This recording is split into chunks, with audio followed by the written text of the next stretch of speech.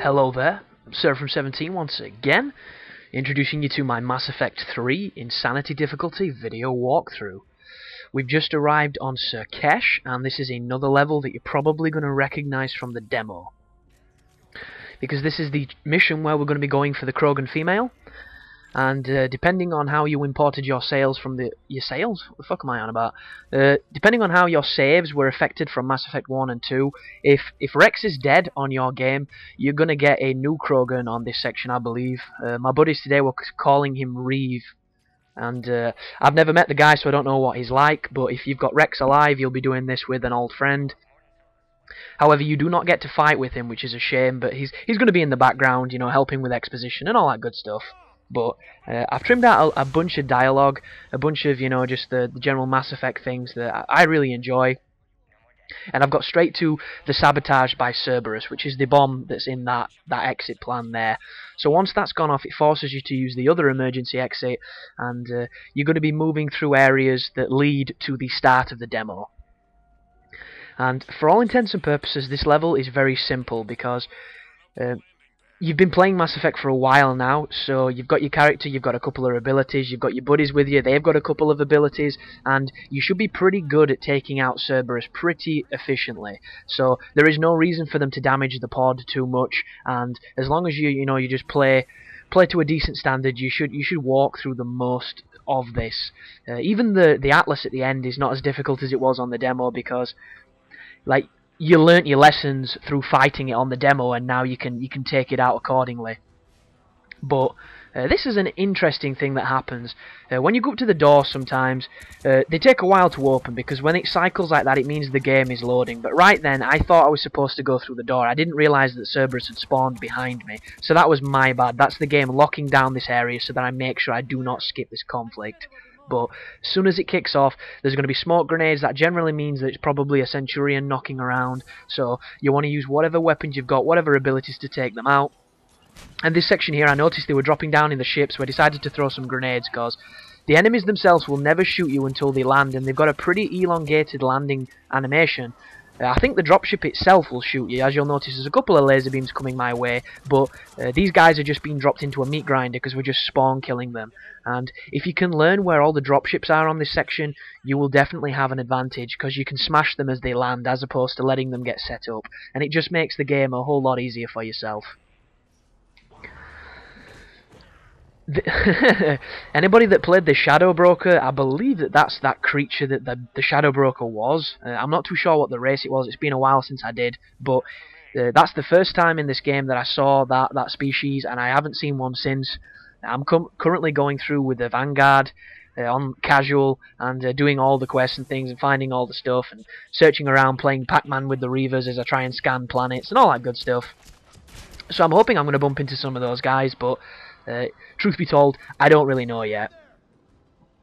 But smoke generally means Centurions and, you know, random flunkies with him, so always try and focus on the Centurion if you can.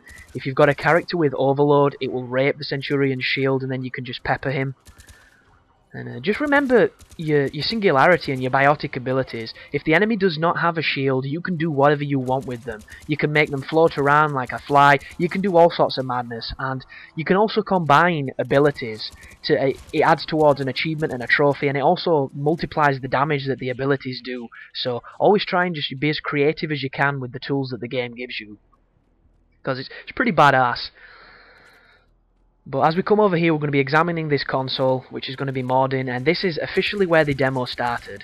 And the funniest part about these two guys on this dropship, if you throw a singularity at them, they can't do anything. They're just stuck in a vacuum. It's hilarious. And you can just pepper them, take them down, and you know, take names and all that good stuff.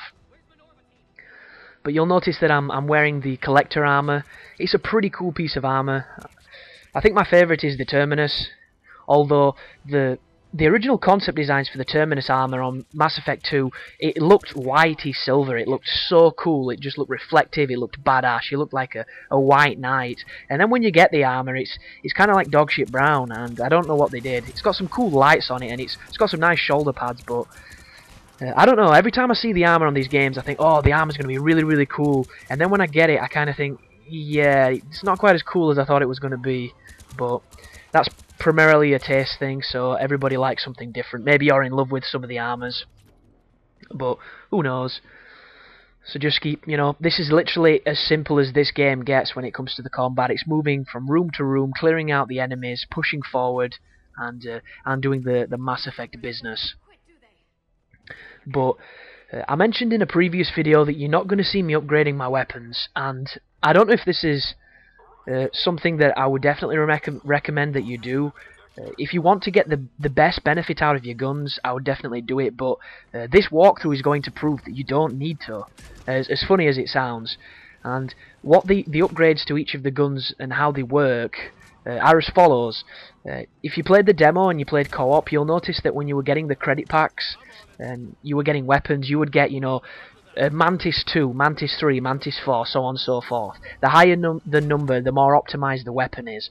And the statistics that it affects are the weight of the weapon, the ammunition in the weapon, and the damage category of the weapon. So, feasibly, if you spend enough money building up a gun that you're using, you can turn it into a significantly more damaging weapon, which is a good thing. And I would definitely recommend you do it. And for those that don't know how to do it, if you go to the bottom level of Normandy, there will be somebody there who will help you upgrade your stuff. You can also upgrade your medigels and a bunch of other things.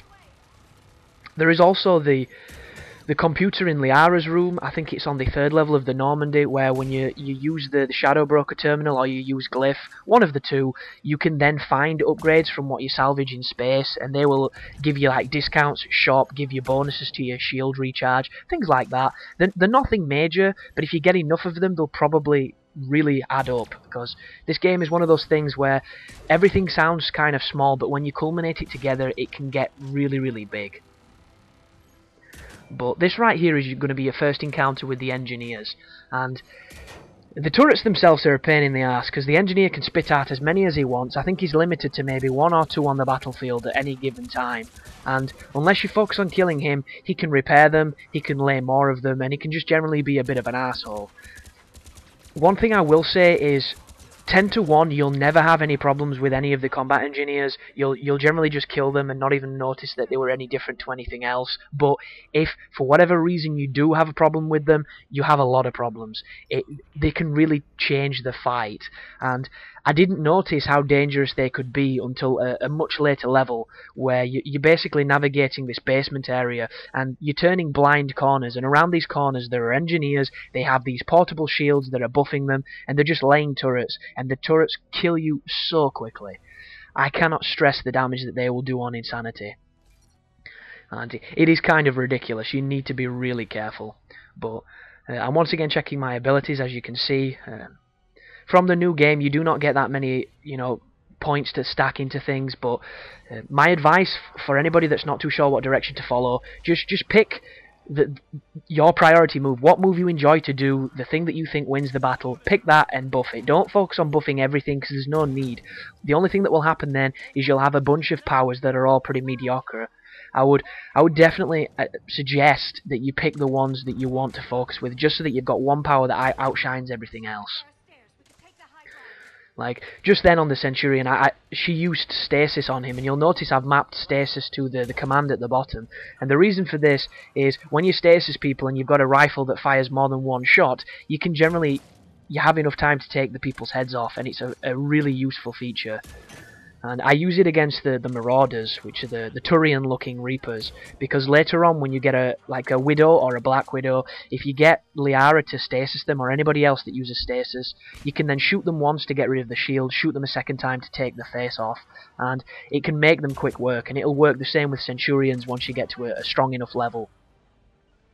But until then, I advise overloading their shield and then finishing them off however you want. But my character is a soldier, so he's pretty much, all guns blazing and a couple of decent abilities, so I'll be relying on whatever takes my fancy at that time. And with the looks of this, I'm going to be using the corner trick that I explained in a previous video. But if anybody's wondering if there's any counter to the smoke that you've just seen there, because it can be extremely annoying in a gunfight when the enemies can see you perfectly through it and you can't see them. If you're an infiltrator, you will get an ability to see through the smoke, and also you can upgrade your weapon that enables you to look through to see through the smoke. It enables you to have a kind of vision mode, and I'm not too sure if that would be a waste of a slot for your weapon, because it's probably going to add to your accuracy, but at the same time, I just generally move position or wait for it to clear, and I know it's not the most efficient or aggressive tactic, but if you're going close on Insanity and you're playing with a shotgun, you're either incredibly good at Mass Effect or you're insane. There are no other distinctions to be said. It's just crazy playing like that. But up in the top right you can see the pod integrity, so that means we have to actually protect it. I don't know if this is the same as the demo, where when it gets to 0 you don't immediately fail. I think they then have to kill the Krogan, but I would not risk it. And just play how you want. And I find it really funny how I was playing earlier. I say earlier, I was playing yesterday after my fight with my Xbox, which you're going to hear about in the podcast because it was ridiculous. And I was doing the Cerberus mission where you go to the school and you save the children, and they get attacked by Cerberus and all that good stuff. And I really enjoyed the mission, but I felt that it was far too short.